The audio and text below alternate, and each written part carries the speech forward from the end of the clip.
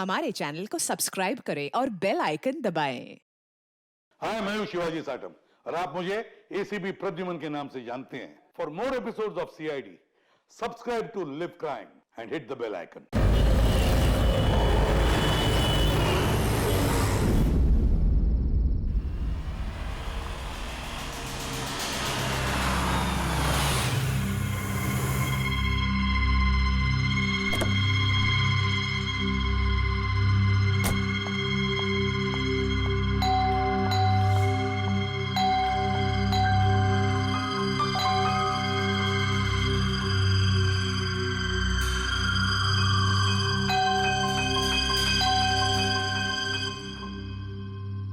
हम लोगों को पार्टी में बुलाकर कहीं सो तो नहीं गया हुआ है? सर अपनी खुद की बर्थडे पार्टी में कैसे सो सकते हैं? अरे कोई भरोसा नहीं है, 60 साल का हो गया वो। सुधीर बाहर आ भाई। हेलो, पार्टी आज ही है कल की? हाँ पार्टी आज ही है, हम श्योर। मैं फोन करता हूँ एक बार।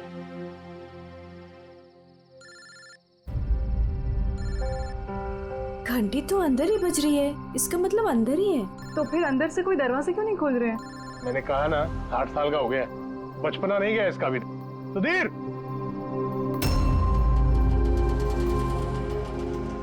उधर खिड़की की तरफ जाकर देखेंगे। हाँ हाँ सर, चलते हैं।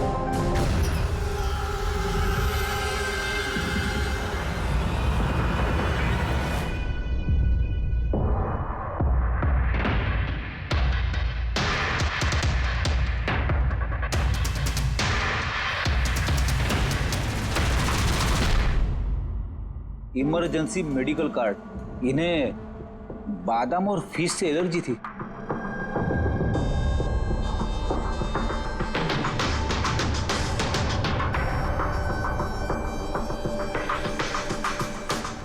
सर केक भी पूरा खाया नहीं है, ये देखिए। लगता है केक कटने के तुरंत बाद ही इन लोगों की मौत हो गई।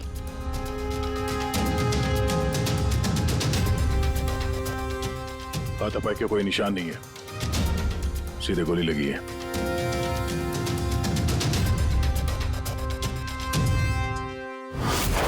यहीं से गोली मारी होगी।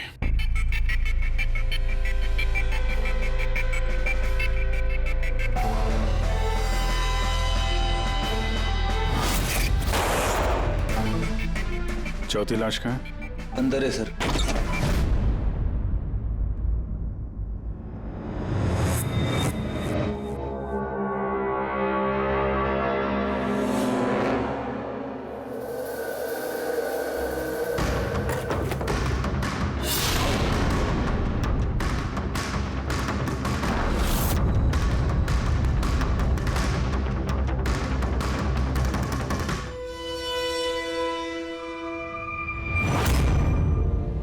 Gun case?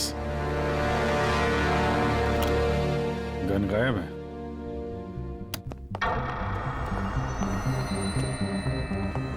वैसे सर, इस हादसे को कितना टाइम हुआ होगा? इन चारों की मौत कल दोपहर में 2 बजे से 4 बजे के बीच में हुई।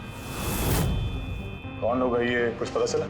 हाँ सर, वो सुधीर जी हैं, आरके विप्स इंडस्ट्रीज के चेयरमैन। वो उनका बड़ा बेटा नील और ये उनका छोटा बेटा रितेश। और अंदर जो है वो सुधीर जी की वाइफ है, माया। सर नील और रितेश दोनों आरके विप्स कंपनी के बोर्ड मेंबर थे, लेकिन कंपनी की हालत बहुत खराब थी, बंद होने पे आ गई थी। महीनों से बिल नहीं भरे और मार्केट का कर्जा नहीं चुकाया, बहुत सारे प्रॉब्लम थे। तो फिर यहाँ सेलिब्रेशन किस बात का हो रहा था? सर सुधीर जी का 60th बर्थडे था। बर्थडे सेलिब्रेट कर रहे थे? तो और भी लोग आए होंगे ना यहाँ पे? ऑफिस के कुछ लोग आए थे सर, और उनसे पूछताछ करके उन्हें जाने दिया। ये सब लोग यहाँ एक साथ रहते थे क्या? नहीं नहीं सर, यहाँ पे तो सिर्फ सुधीर जी और माया रहते थे। सुधीर जी ने नील और रितेश के लिए अलग अलग बंगले खरीद के रखे थे, ये दोनों वहीं पे रहते थे। आज तो ये अपने डैड का बर्थडे मनाने के लिए आए थे। सर शाम को बहुत बड़ी पार्टी होने वाली थी, केक काटने के कुछ मिनट बाद ही सबकी मौत हो गई। पार्टी प्लान करने वाली टीम आई थी यहाँ पर, किसी ने दरवाजा नहीं खोला तो वापस चली। बस मुझे लगता नहीं कोई बाहर से आया होगा। जो कुछ भी हुआ है इन चारों के बीच में ही हुआ है। नहीं, यहाँ घर में कोई नौकर वोकर तो होगा ना? है ना, नौकर है ना, लेकिन वो गाँव गया। सुधीर जी ने सिर्फ आज के लिए एक सर्वेंट हायर किया था। वो कल सुबह काम करके गया और पार्टी खत्म होने के बाद साफ सफाई करने आने वाला था। पार्टी खत्म होने से पहले ये सब खत्म हो गया। लगता तो ये मर्डर ही है। सॉरी डॉक्टर साहब, पर मुझे ऐसा लगता है कि इन चारों के अलावा यहाँ कोई पांचवा भी था जो बाहर से अंदर आया था। जरा ध्यान से देखो, यहाँ पे कहीं भी हाथापाई के कोई निशान नहीं है और हर चीज अपनी जगह पे है। ऐसा लगता है कि किसी ने केक में कुछ ऐसा मिला दिया था जिसे खा के चारों बेहोश हो गए। उसके बाद वो पांचवा आदमी घर के अंदर घुसा और उसने सबको गोली मारी। ये बस 100% मर्डर ही है। मर्डर और सुसाइड भी। सर तुम इतने यकीन से कैसे कह सकते हो? सही है। देखो, बाकी तीनों लाशों के पास स्ट्रगल का कोई भी निशान नहीं है सिवाय सुधीर जी के। पैर भी मुड़े हुए हैं, ब्लड लॉस ज्यादा है, तो ऐसा लगता है कि जब इनको गोली लगी तो ये जिंदा थे। अगर ये भी केक खा के बाकियों की तरह बेहोश होते तो उनकी तरह ही पड़े रहते। इन्होंने तीनों को गोली मारी और फिर खुदकुशी कर ली, ऐसा लगता है। अगर ऐसी बात है तो जिस गन से गोली चली वो गन कहाँ है? गन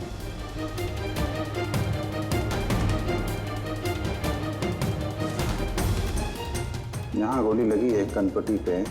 सुधीर जी ने अगर गन चलाई होगी तो ऐसे गिरे और गन वाला हाथ जमीन पे टकराया और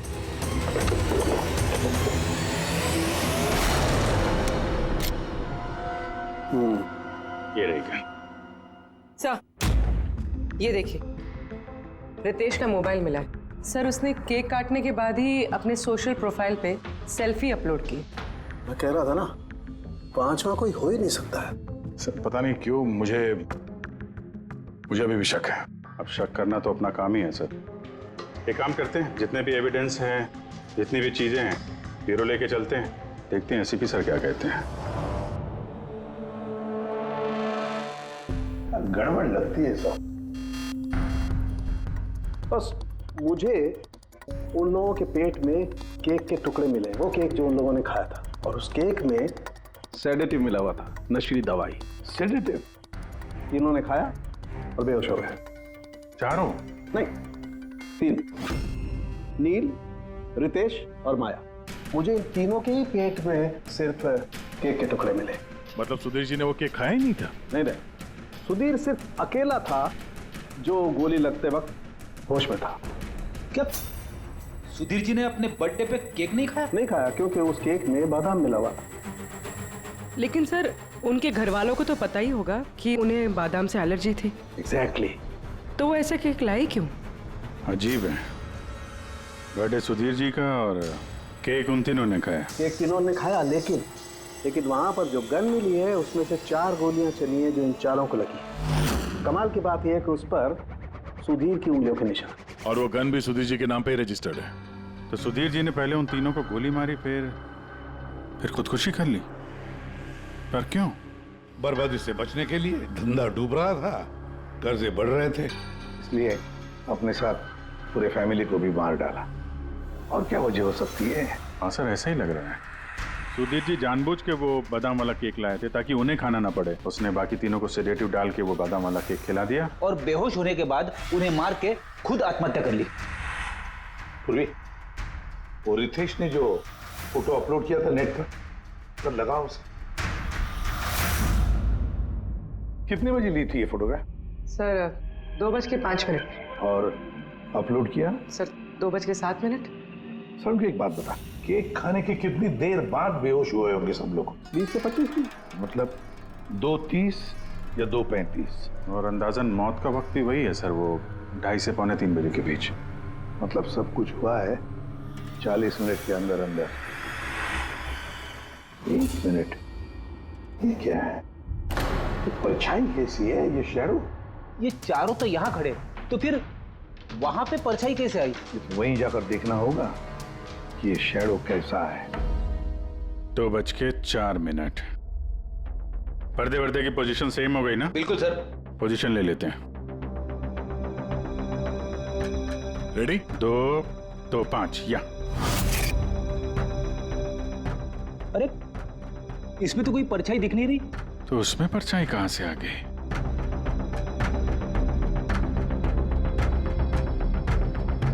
धूप इधर से आ रही। पूर्वी जरा उधर जाके खड़ी हो ना।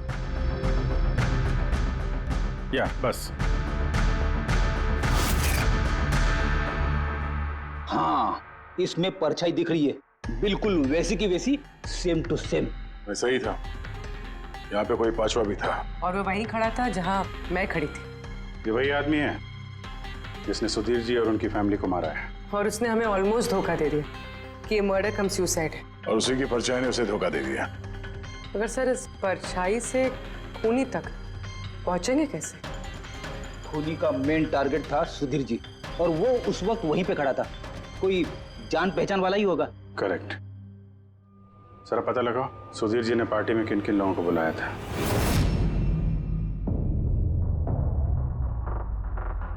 सर मैं परी। तुम सुधीर जी की एग्जीक्यूटिव असिस्टेंट थी? जी सर मैं Janhvi. Marketing head. Yes sir.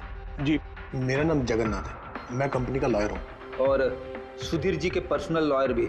जी हाँ, लेकिन आप लोग हमसे क्या जानना चाहते हैं? सुधीर जी की कंपनी में करीब 300 लोग काम करते हैं, लेकिन उन्होंने अपनी पार्टी में सिर्फ आप तीनों को बुलाया। ऐसा क्या खास रिश्ता था आप लोगों का सुधीर जी के साथ? सर मैंने पहले भी कहा है कि मैं उनकी एग्जीक्यूटिव असिस्टेंट थी। तो एक एग्जीक्यूटिव असिस्टेंट के साथ इतने पर्सनल रिलेशन? सर मैं सिर्फ उनका काम ही नहीं बल्कि उनकी पूरी लाइफ मैनेज करते थे।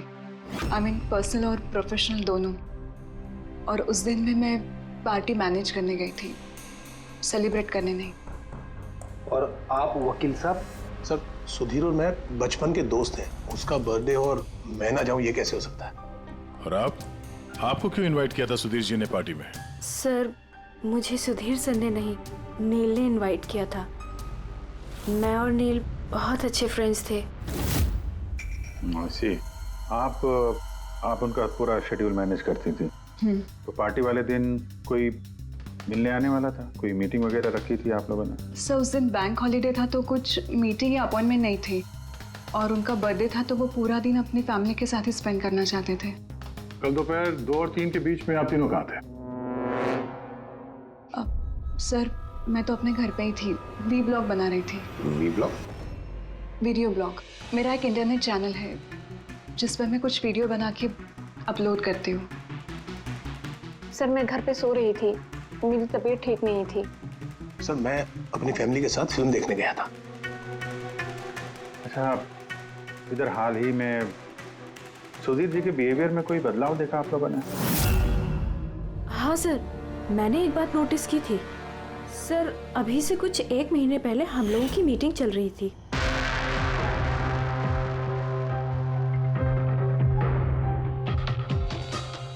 सर क्या बात है, अंदर आ जाओ। ठीक है तुम जाओ।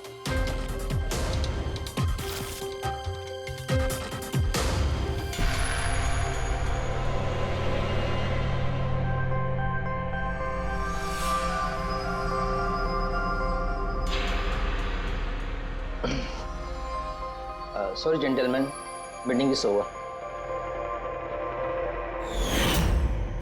बच्चों के कपड़े? Yes sir. अच्छा, और कुछ नोटिस किया आप लोगों ने? कोई अजीब बात? हाँ सर, कुछ 2 हफ्ता पहले मुझे सुधीर ने बोला था कि वो अपनी वसीयत चेंज करना चाहता है। वसीयत बदलना चाहते थे? क्यों? पता नहीं सर, उनकी वसीयत में 3 लोगों के नाम थे, एक उनकी बीवी का, माया का, और 2 उनके बेटे। लेकिन वो एक चौथा नाम उसमें जुड़वाना चाहता था, ऐड करवाना चाहता था। क्या नाम क्या था उस चौथे का? सर नाम तो उसने नहीं बताया। आपने वसीयत बदली थी? जी मैंने सब पेपर्स तैयार कर दिए थे, बस नाम भर के और सुधीर को साइन करने थे। फिर पता नहीं क्या हुआ, अचानक अपने बर्थडे से कुछ दिन पहले उसने मुझे कहा कि वसीयत नहीं बदलनी, वो पुरानी वाली वसीयत ही रखनी है। ठीक है, अब ये चौथा आदमी कहां से आ गया जिसका नाम सुधीर जी अपनी विल में इंक्लूड करना चाहते थे? सुधीर जी की मौत का इस चौथे से कोई कनेक्शन हो सकता है? मुझे तो यही बात समझ में नहीं आ रही है, ये बच्चों के कपड़े कोई क्यों भेजेगा किसी को?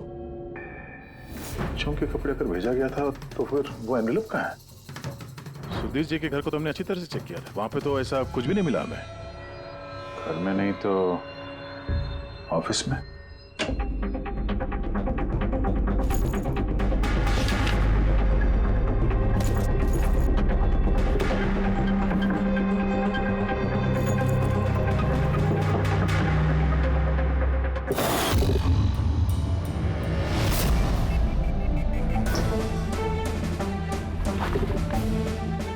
मिल गया।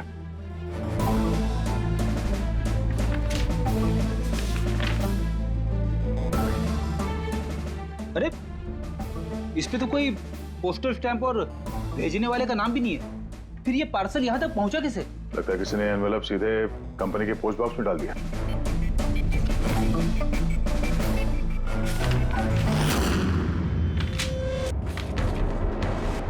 इस एनवेलप को डॉक्टर सालुंकी के पास भेज देते हैं, शायद उन्हें कुछ मिले। ठीक है।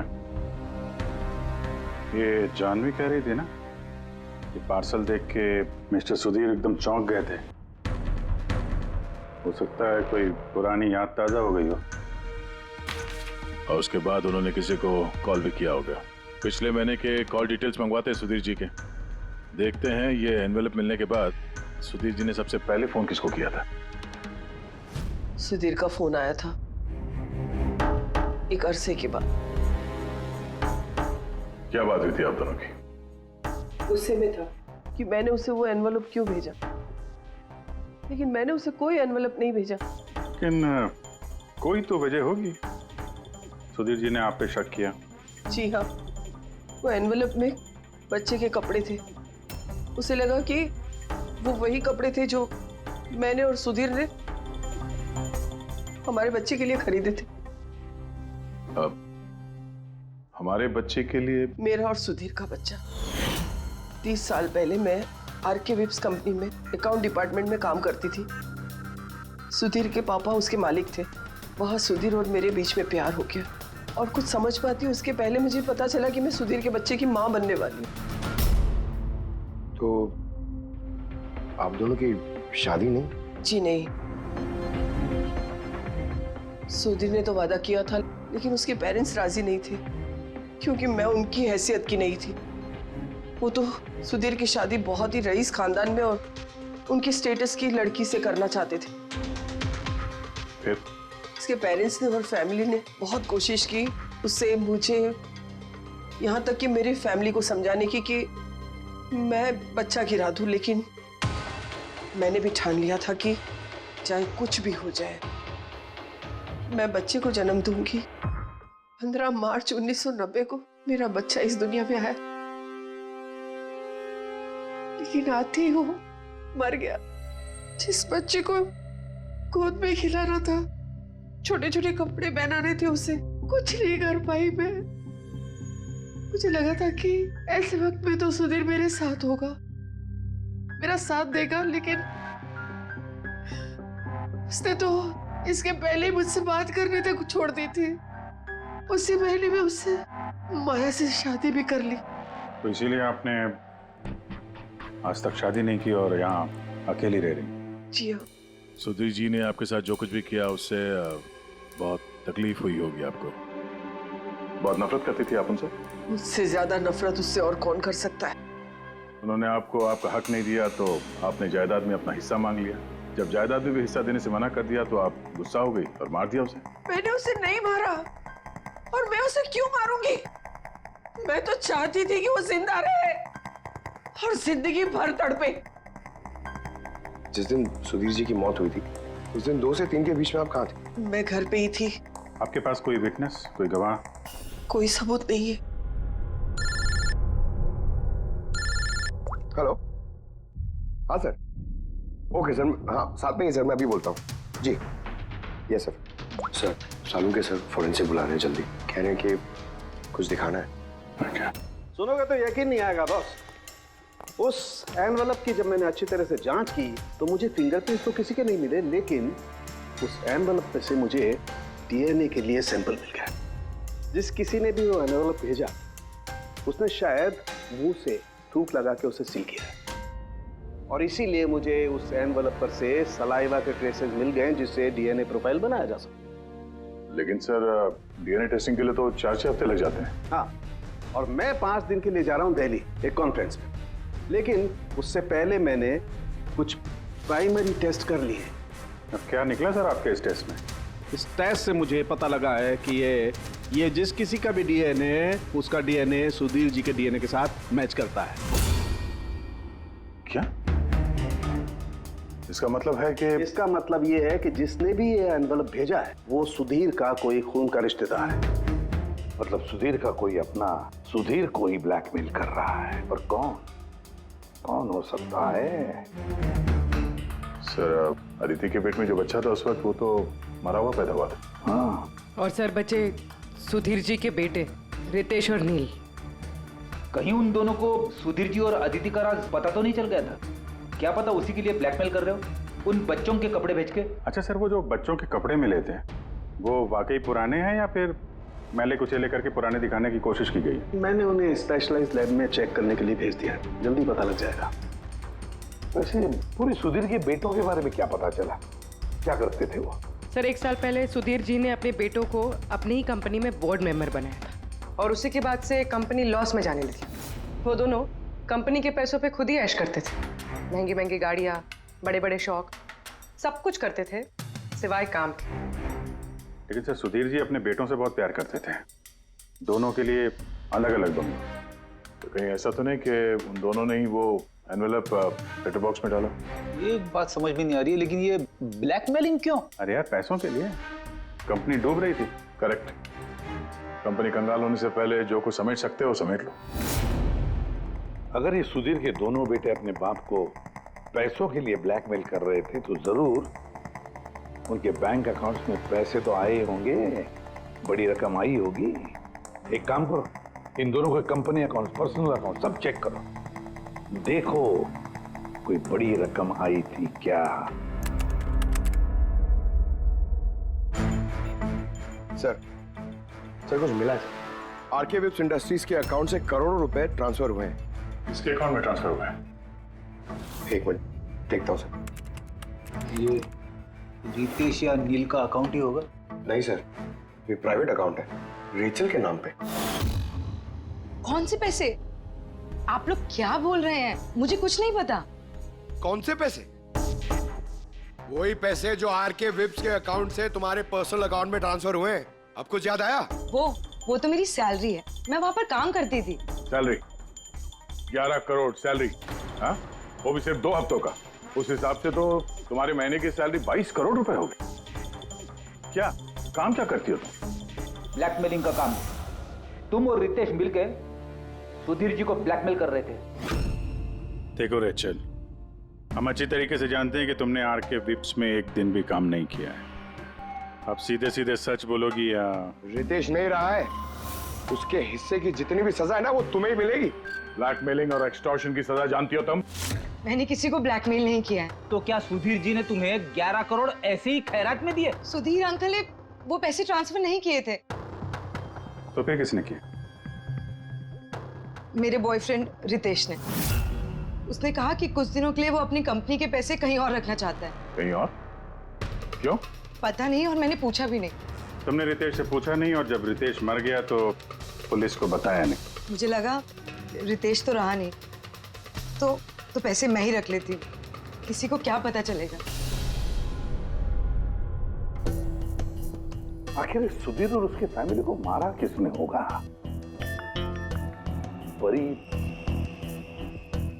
तो वीडियो बना रही थी, फिर जानवी बीमार थी और जगन्नाथ अपने फैमिली के साथ फिल्म देख रहा था। आदित्य के बारे में कुछ समझ में नहीं आ रहा है। और फिर कौन हो सकता है जिसने सुधीर को वो एनवेलप भेजा, वो पैकेज भेजा? कौन है वो जिसका नाम सुधीर वसीयत में डालना चाहता था पर डाला नहीं? कौन?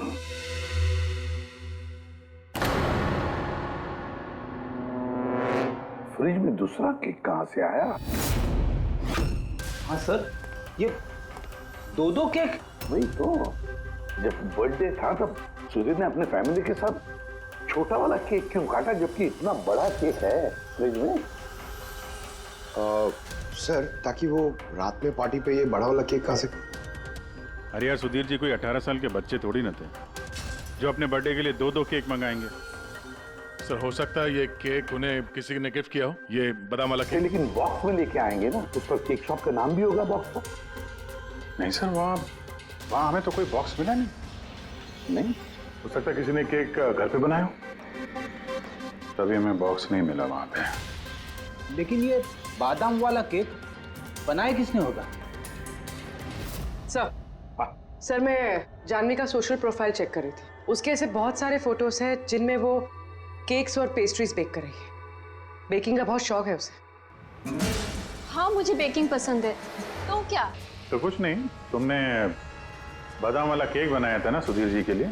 जब मुझे पता है कि उनको बादाम से एलर्जी थी तो मैं उनके लिए बादाम वाला केक क्यों बनाऊंगी? क्योंकि तुम चाहती थी कि वो केक ना खाए, खाते तो बेहोश हो जाते ना। और तुम चाहते थे कि जब तुम उन्हें मारो वो होश में रहे, तड़पे तुम्हारे सामने, गिड़गिड़ाए, है ना?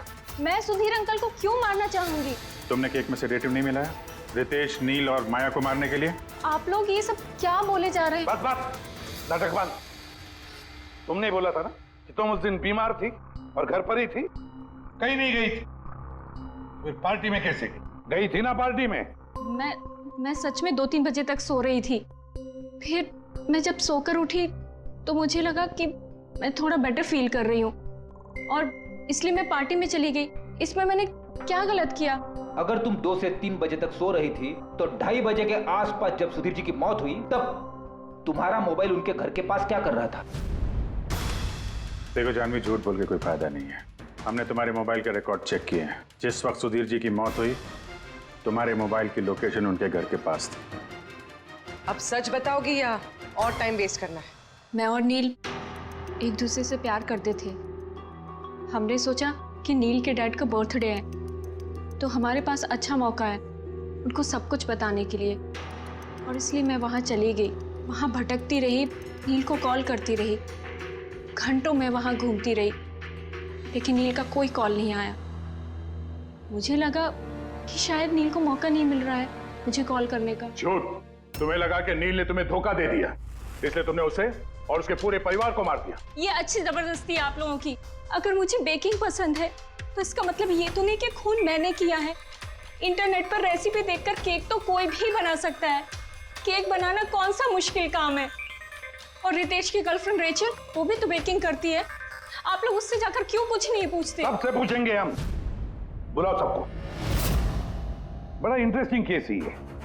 ऐसे बहुत कम होता है कि इतने सारे लोगों के पास एक ही आदमी की जान लेने के लिए मौका भी है और मकसद भी। आप लोग फिर से? सर मैं क्यों मारूंगी उनको? आप नील से शादी करना चाहती थी, फैमिली ने मना कर दिया। तो बड़ी वजह है खून करने के लिए। और सुधीर जी की फैमिली के लिए तो हैसियत और सोशल स्टेटस बहुत इंपॉर्टेंट था। इसका सबसे बड़ा एग्जाम्पल आदित्य जी। और सुधीर जी ने इसी हैसियत और सोशल स्टेटस के चक्कर में आपकी जिंदगी बर्बाद कर दी। तो आपसे ज्यादा नफरत और किसके दिल में हो सकती है? मेरे लिए पैसों की कोई अहमियत नहीं है और ना ही मुझे किसी बात का अफसोस है। अफसोस तो तुम्हें भी नहीं होगा रेचल। यहाँ तो 5-5 हजार के लिए लोग मर्डर कर देते हैं और तुम्हें तो बैठे बिठाए 11 करोड़ मिल गए। और आपके तो हाथ में सुधीर जी ने अपनी लाइफ का रिमोट कंट्रोल दे दिया था ना। आप सब जानती थी उनके बारे में, ये भी जानती थी कि वो अपनी गन कहाँ रखते। देखिए, आप जो कहना चाहते हैं वो कह सकते हैं। मैंने आपको पहले भी बताया कि मैं उस दिन घर पे वीडियो ब्लॉग बना रही थी। चाहे तो आप मेरा मोबाइल भी चेक कर सकते हैं। हाँ बिल्कुल, लाइए पता तो चले वीडियो ब्लॉग कैसे बनाया जाता है।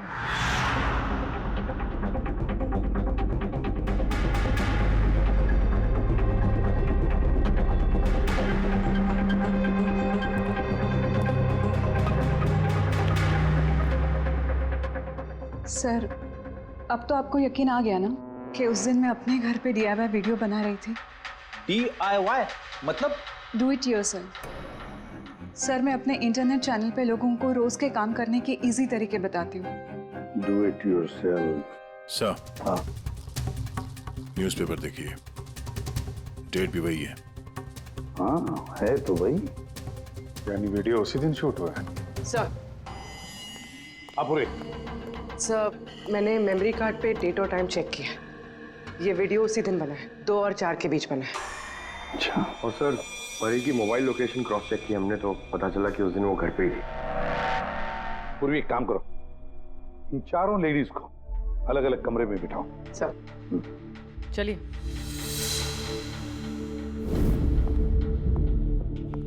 सर आप क्या सोच रहे हैं? सारे सबूत तो उसके सपोर्ट में है। मुझे तो इस केस में अंधेरा छाता हुआ नजर आ रहा है। फिर एक बात तो पक्की है ना कि जब अंधेरा होता है तब परछाई नहीं होती, लेकिन मुझे लगता है ये सारा का सारा केस परछाइयों का ही खेल है। सनडायल जानते हो ना? सनडायल सनडायल वो सूरज की रोशनी किस दिशा में होती है उसके मुताबिक टाइम बताते हैं उससे। हाँ, मतलब सनडायल एक ऐसी चीज है जिससे हमें आकाश में सूरज की जगह पता चल सकती है, जिसकी वजह से हम वक्त का अंदाजा लगा सकते हैं। अब देखो, धरती हमारी घूमते रहती है, उस हिसाब से सूरज की जगह भी बदलने लगती है, जिसकी वजह से सनडायल पर परछाई की पोजीशन भी बदलते रहती है। अब ये तो समझ में आ गया सर, मगर इसका इस केस से क्या लेना देना? लेना देना है फ्रेडी। परी, ये सारे सबूत हमने परी से इकट्ठा किए ना, लेकिन परी एक ऐसी व्यक्ति है जो सारे एविडेंसेस को मैनिपुलेट कर सकती है, मेमोरी कार्ड में डेट भी बदल सकती है, सारे एविडेंसेस कंट्रोल कर सकती है, मगर सूरज को कंट्रोल नहीं कर सकती है। परी भूलती है कि सूरज कभी भी गलत वक्त नहीं बताएगा। मतलब ये परी ने वीडियो में डेट और टाइम दोनों चेंज कर दिया? बदल दिया होगा भी या नहीं, लेकिन अब हम इन परछाइयों से पूछेंगे कि क्या परी झूठ बोल रही है या सच बोल रही है। करेक्ट, ये सेटिंग बिल्कुल वैसी हो गई जैसे परी की वीडियो में थी, और धूप भी लगभग वैसा ही है जैसे उस दिन था। सिर्फ परी की जगह पूर्वी खड़ी है। सर हम लोग यहाँ पे करने क्या वाले? अगले 6 घंटे तक पूर्वी को यहीं पे इसी जगह खड़ा रहना पड़ेगा जैसे वीडियो में परी खड़ी। हमें ये देखना है कि अगर परी सही बोल रही है तो 2 से 4 बजे के बीच पूर्वी के चेहरे पे ठीक उसी जगह से धूप आएगी जैसे परी के चेहरे पे थी। और अगर सर मेरी परछाई परी की परछाई से मैच नहीं हुई तो देखते हैं। कैमरा ऑन करो।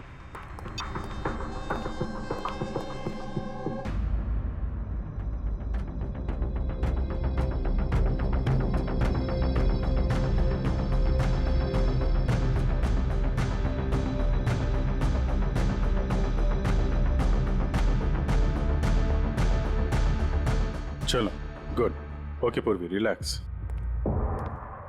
सर क्या है वीडियो में? देखने दो यार।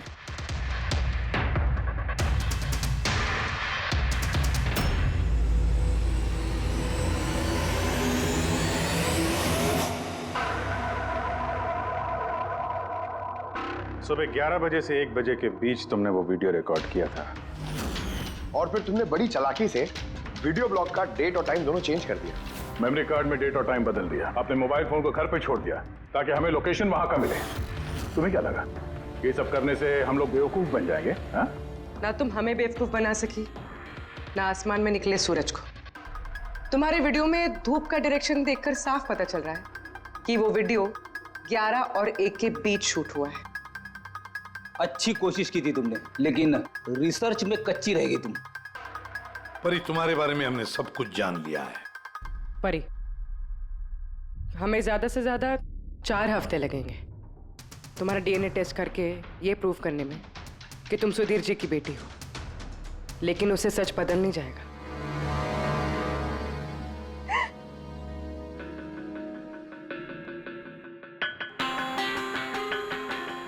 मैं उन्हें मारना नहीं चाहती थी, मैं बिल्कुल उन्हें मारना नहीं चाहती थी।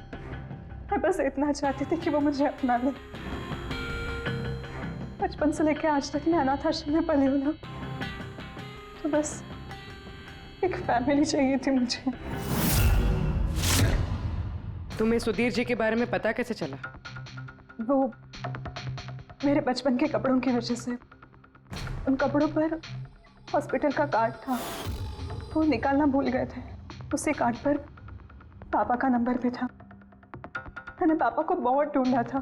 फिर लास्ट ईयर मुझे उनकी कंपनी के बारे में पता चला। लेकिन तुमने उनकी कंपनी क्यों ज्वाइन की? तुम तो चाहती कहीं भी सुधीर जी से मिलकर बता सकती थी कि तुम उनकी बेटी हो। लेकिन मैं पहले उन्हें जानना चाहती थी, मिलना चाहती थी। फिर धीरे धीरे मुझे पता चला कि वो पूरे इंसान नहीं है, वो दिल के अच्छे हैं।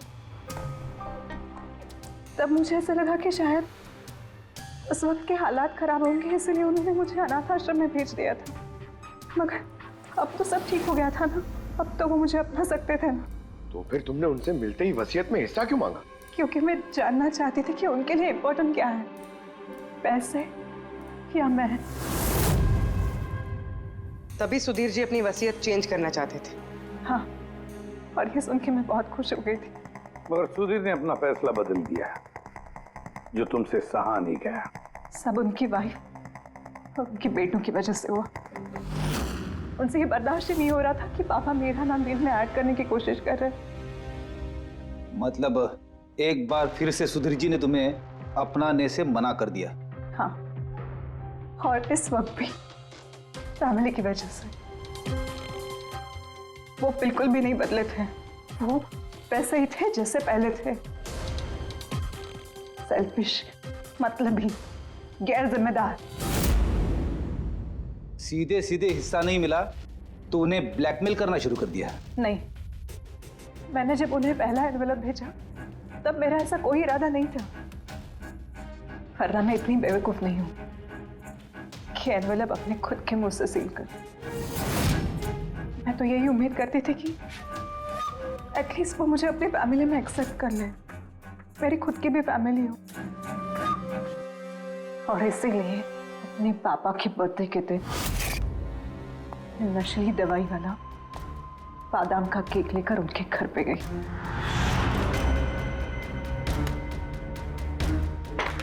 Happy birthday to you.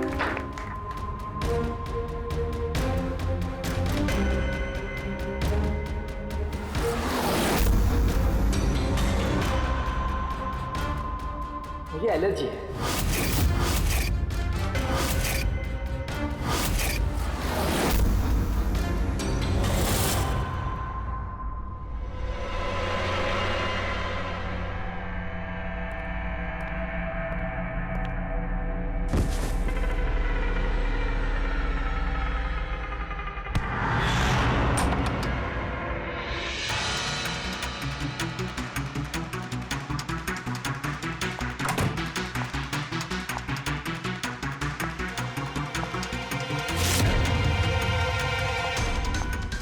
बेटा,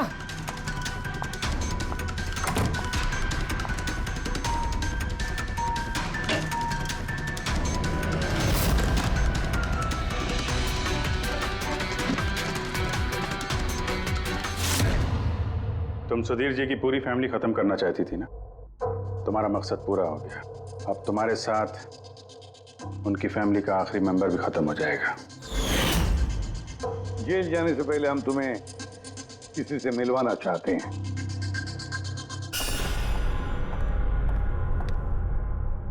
ये आदिति जी, तुम्हारी माँ। हाँ? आपसे झूठ कहा गया था कि आपका बच्चा मरा हुआ पैदा हुआ है।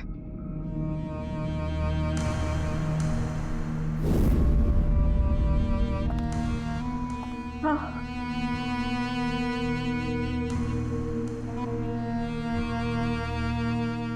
परी ने सुधीर और उसके परिवार को खत्म कर दिया।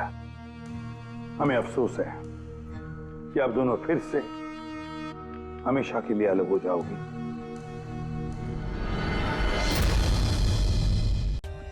For more updates, subscribe to our channel, click the show links and enjoy watching the videos.